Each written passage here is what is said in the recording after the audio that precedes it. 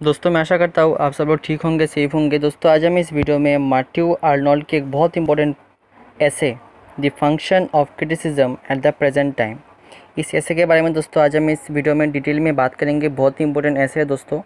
तो चलिए वीडियो को स्टार्ट करते हैं। वीडियो को स्टार्ट करने से पहले दोस्तों प्लीज़ 1 मिनट देकर चैनल को सब्सक्राइब कीजिए, उसके बाद से बेल आइकन को प्रेस करके और क्वेश्चन को क्लिक कीजिए। थैंक यू दोस्तों। चलिए वीडियो को स्टार्ट करते हैं। Let's begin. दोस्तों ये ऐसे का समरी देखने से पहले हमने समझना ज़रूरी है कि आर्नोल्ड ने ये ऐसे क्यों लिखा। दोस्तों आर्नोल्ड जो थी वो विक्टोरियन एज यानी कि 19th सेंचुरी से बिलोंग करती थी। उस टाइम पे दोस्तों क्या था कि इंग्लैंड में कोई न्यूट्रल क्रिटिक्स था नहीं, इसलिए न्यूट्रल क्रिटिसिज्म भी उस टाइम पे था नहीं। तो उस टाइम पे दोस्तों क्या हुआ था कि इसके लिए जो लिटरेचर था उस टाइम पे कोई प्योर लिटरेचर प्रोड्यूस नहीं हो रहा था, क्योंकि कोई क्रिटिसिज्म था नहीं, न्यूट्रल कोई क्रिटिसिज्म था नहीं।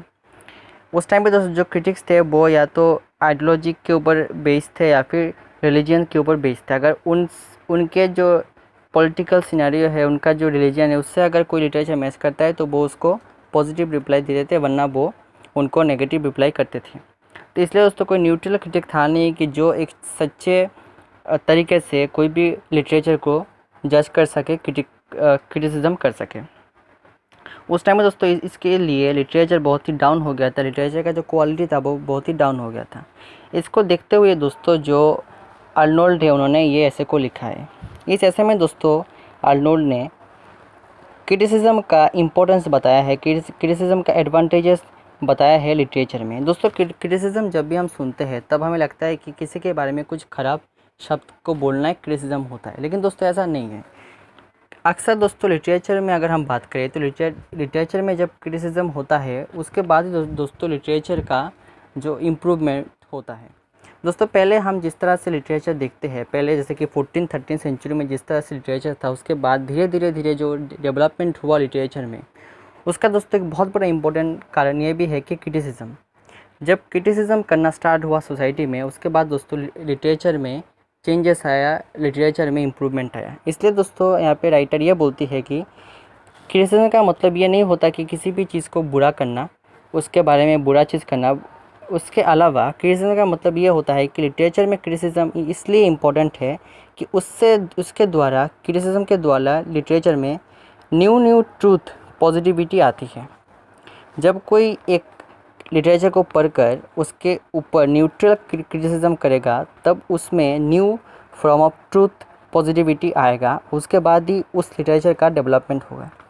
उसके बाद दोस्तों राइटर ये भी बोलते हैं कि क्रिटिसिज्म के द्वारा लिटरेचर में न्यू कॉन्सेप्ट आती है, न्यू कंटेंट आता है। उसके अलावा दोस्तों राइटर ये बोलते हैं कि क्रिटिसिज्म के द्वारा जो लिटरेचर है उसमें इम्प्रूवमेंट आती है, क्रिएटिविटी आती है। जो सबसे इम्पोर्टेंट चीज़ है वो है क्रिएटिविटी। अगर लिटरेचर को इम्प्रूवमेंट करना है, डेवलप करना है, तो एक न्यूट्रल क्रिटिसिज्म होना चाहिए, अदरवाइज़ उसमें क्रिएटिविटी, कंटेंट, अच्छा कॉन्सेप्ट कभी नहीं आएगा। इसलिए क्रिटिसिज्म ज़रूरी है। उसके बाद दोस्तों राइटर और एक बात बोलते हैं कि क्रिटिसिज्म जो है वो वन साइडेड नहीं होना चाहिए। कि अगर कोई वन साइडेड क्रिटिसिज्म करता है, आइडियोलॉजी के ऊपर बेस कर, रिलीजन के ऊपर बेस कर, तो ये क्रिटिसिज्म न्यूट्रल नहीं होगा। इसलिए क्रिटिसिज्म वन साइडेड नहीं होना चाहिए, हमेशा न्यूट्रल और प्योर क्रिटिसिज्म होना चाहिए, तभी लिटरेचर में सुंदरता होगी, क्रिएटिविटी होगी। क्रिटिसिज्म शुड बी न्यूट्रल, ये तो मैंने दोस्तों पहले कह दिया था। दोस्तों इसी तरह राइटर ने इस ऐसे में क्रिटिसिज्म की इम्पोर्टेंस, एडवांटेजेस के ऊपर बात किया है कि लिटरेचर में क्रिटिसिज्म कितना इम्पोर्टेंट है, और क्रिटिसिज्म के द्वारा ही एक न्यूट्रल, पॉजिटिव, प्योर क्रिटिसिज्म के द्वारा ही लिटरेचर ग्रो कर सकता है। दोस्तों आज के लिए इतना ही। मैं आशा करता हूँ आपको वीडियो समझ में आया होगा दोस्तों। Thank you so much. Good bye. अच्छे रहिए, स्वस्थ रहिए।